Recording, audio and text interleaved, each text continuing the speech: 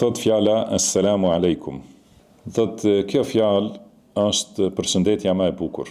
Është përshëndetja e të gjithë pejgamberëve me të cilën Allahu i ka udhëzuar pejgamberët e tij edhe deri te pejgamberi jon Muhamedi sallallahu alaihi wasallam, dhe është përshëndetje e banorëve të xhenetit, dhe është përshëndetje që përfshin lutje për të mirat e atij të cilin e përshëndet. Do të thënë, besoj se në shumë gjuhë, edhe në gjuhën tonë, përshëndetje, do thotë është sikur të lutesh për shëndetin e dikujt. Mirë po, lutja vetëm për shëndet nuk është gjithëpërfshirëse. Fjala selam do thotë shpëtim dhe mbrojtje.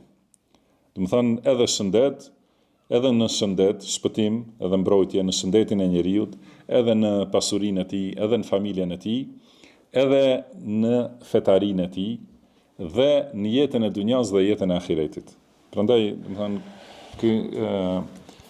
kjo përshëndetje e bukur e mrekullueshme është Assalamu alaikum, do të thënë paqja dhe shpëtimi dhe mbrojtja, edhe fjala selam ose selame, do të thënë shpëtim prej çdo tmete, pra gjitha këto qofshin me ju.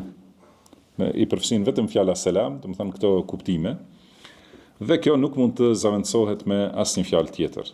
As të ngjat jeta, të zgjat jeta, do të thënë, as përshëndetje, me përshëndetin tënd, as mirëdita ose mirëmbrëma, nuk janë, do të thotë, kështu lutje që përfshin këto kuptime. Do të thënë janë lutje shumë të kufizuara, ose lutemi vetëm për shëndet, mirë po shëndeti nuk është gjithçka.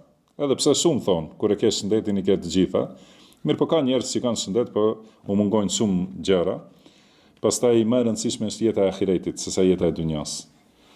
Kurse kjo mirëdita dhe me qoftë e mirë dita, kjo ditë, do të thënë është lutje shumë e ngushtë, vetëm për një kohë, për një afat shumë të shkurtë.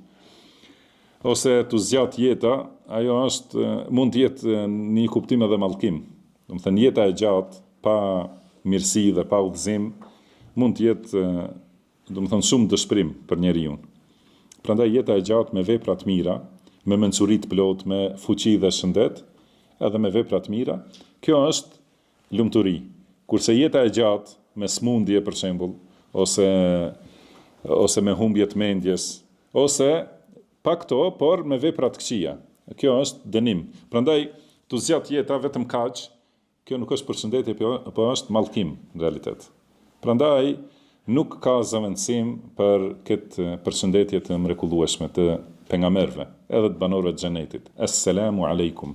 Do të thënë shpëtimi, mbrojtja, paqja, plotësimi dhe përsosmëria qoftë për ju. Do të thënë që në çdo aspekt jeni në mënyrën më të mirë.